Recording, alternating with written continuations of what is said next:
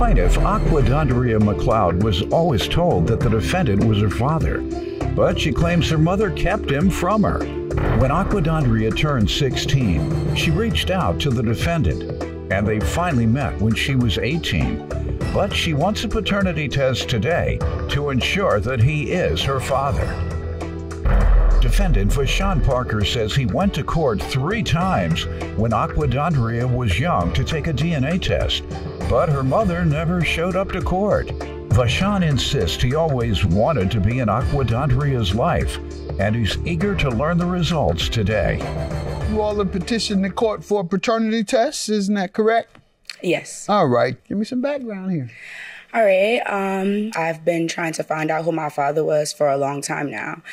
I've even risked relationships with my mom and my grandmother. When you asked your mother early on, what did she tell you? She shuts it down right away. You know, she's just kind of... What age? When you first asked her, how old were you, and she shut it down? Okay. I didn't start really questioning who my father was until maybe like I could understand a little bit more. So I would say maybe like 15, 16, okay. I started questioning. And she would just right away say, if that's your father, that's that, you know. Who's your father? Vashawn is my father. That's that. And she would just shut it down. You lived in the household with your guy? No, sir. Did you know where he lived? I didn't really know too much about him until the age of 16. Right. So then you learned where he lived or his number? No, sir. I didn't learn where he lived at. I just learned his number and, you know, how to reach out to him. Okay. And did you? Yes, sir. I did reach out to him. You know, when we talk, it was just kind of like an instant connection. It was kind of like, oh, I mean, kind of like, there you go. I mean, like, where have you been at? The daughter that everyone's saying is my daughter. You know, it's like, where have you been? And we made a time to connect. We were supposed to connect for like Christmas or so. And once again, my mom, she didn't follow through. She shut it down. Like, she didn't let me go. She didn't let me see him. So I still didn't get to see him at 16. I then didn't get to see him until I grew up at about 18. I graduated from school after just digging so much and everything. I'm grown now, you know, and we kept in contact. So I found contacts with him again, and he actually came up to my job in Atlanta, Georgia, and we were able to meet at 18 for the first time. Okay. How did it go from there? It was good. It was kind of like I said, an instant connection. I mean, we were able to hang out. We were able to see each other. Did anyone ever tell you why his presence was unwelcome? No, I didn't really find out until like as of getting older, like 20s or so. And I would hear things like, oh, well, you know, we're strong Black women, you know, we don't need a man, you know. So they were saying in a sense of like, I didn't need him. I mean, he didn't raise me, you know, he left my mom in hurt, you know, he left her, you know, he didn't take care of me. He wasn't a good father to me. So I guess they kind of just like didn't want him around. Okay, don't come walking in her life at age 18 after child support years are gone. Yeah. That's what was on their mind. All right, man, you smiling now. You happy now, huh? After 18, no child support. Hey, yeah, you did a good little move, didn't you? That was pretty good. He stopped grinning. He stopped grinning when I said that. We talk, it was just kind of like an instant connection. It was kind of like, oh, I mean, kind of like, there you go. I mean, like, where have you been at? The daughter that everyone's saying is my daughter. You know, it's like, where have you been? And we were supposed to connect for like Christmas or so. And once again, my mom, she shut it down. Like, she didn't let me go. She didn't let me see him. So I still didn't get to see him at 16. Plaintiff Aquadondria McLeod believes the defendant is her father, but she claims her mother never let them have a relationship. So she petitioned the court for a paternity test. Let me get some background from you, sir. You know, I dated her mom, you know, back in high school. We were high school sweethearts and everything. And, you know, at the time, you know, getting ready to graduate, she never said nothing to me, never told me anything about being pregnant or, you know, conceiving her or anything. So, you know, I went off to college, went to school and everything, and came back to my hometown 2 years later, and I'm hearing rumors and, you know, people coming up to me saying, you know, you had a child by her mom and, you know, it's a child out there. And, You know, I'm telling them, I don't know anything about this. I never heard anything, never seen a pregnancy, never knew anything.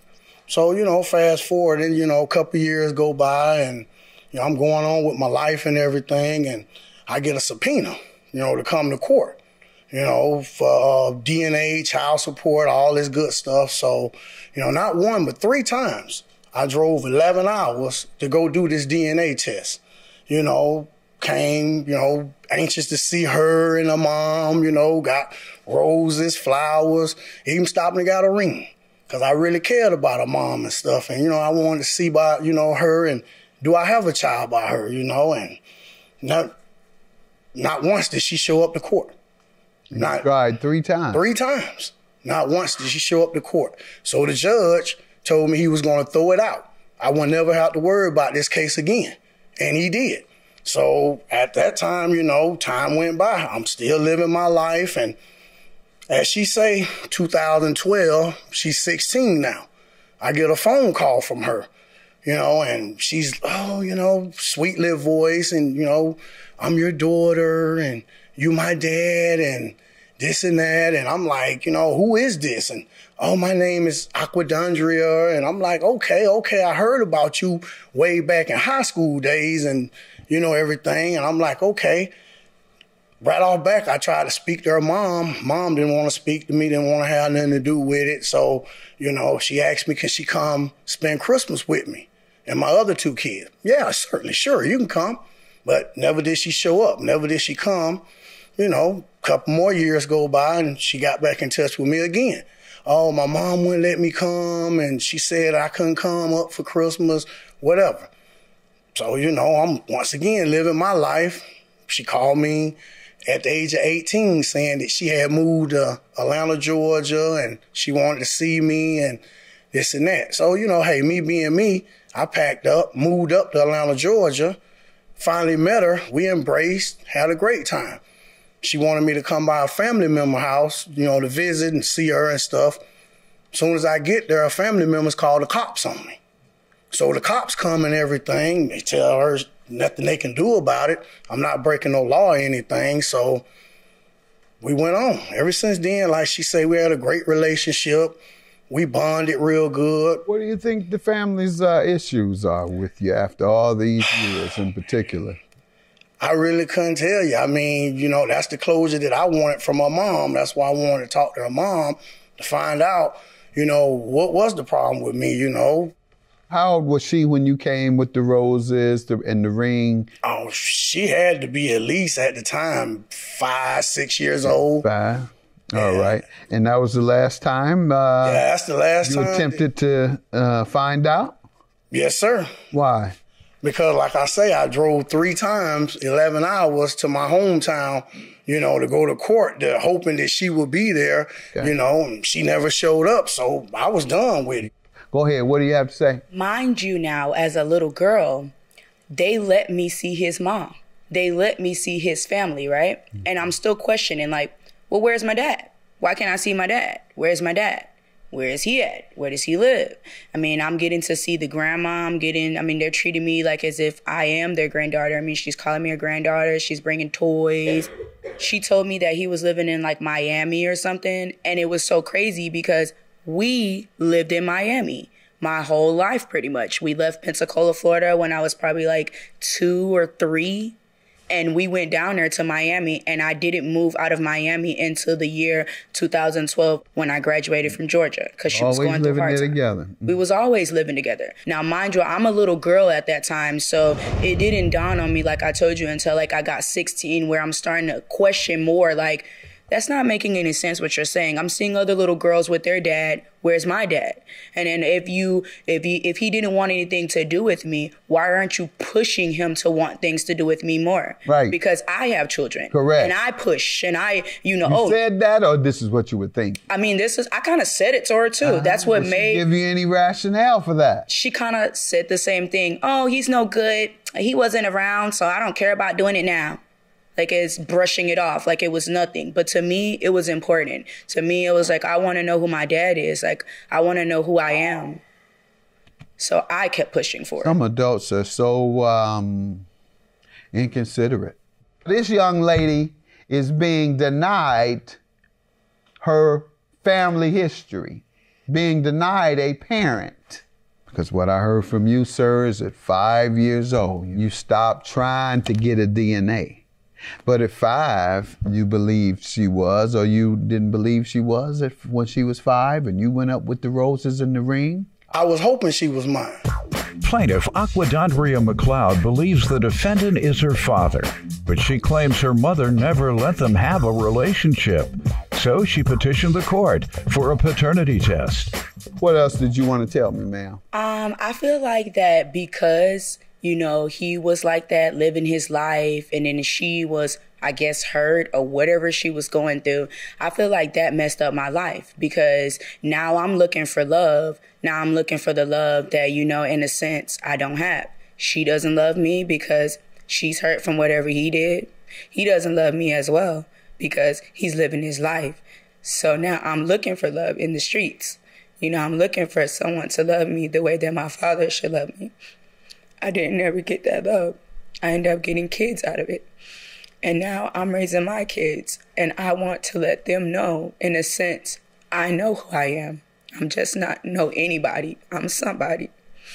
And with my mom's relationship as well, I kind of try to tell her every day, I only went so hard to find who my dad is because I want to know who I am.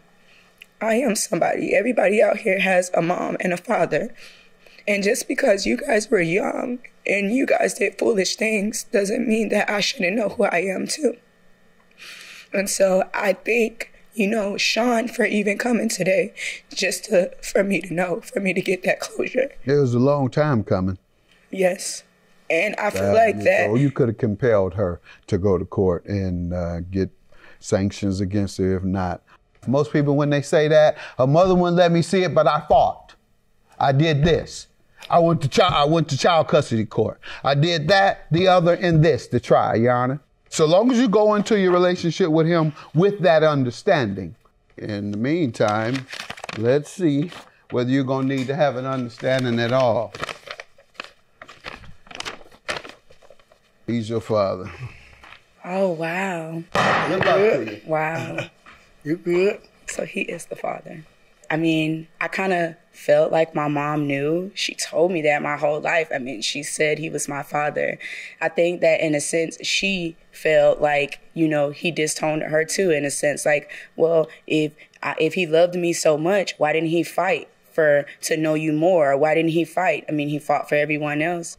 And I feel like I've gotten so much closure from that. Like, wow, now, like, I can actually say, you are my father. The DNA test says so. So step up and do father things. Like, I would like for him to be there more for my kids and to just be there more for me because I am emotionally scarred or hurt. And, you know, I do accept a lot of crap from people just because I feel like I accepted crap from him and my mom. I mean, you know, I'm glad that, you know, she finally got the closure she's looking for. I'm glad that, you know, everything came out today, you know.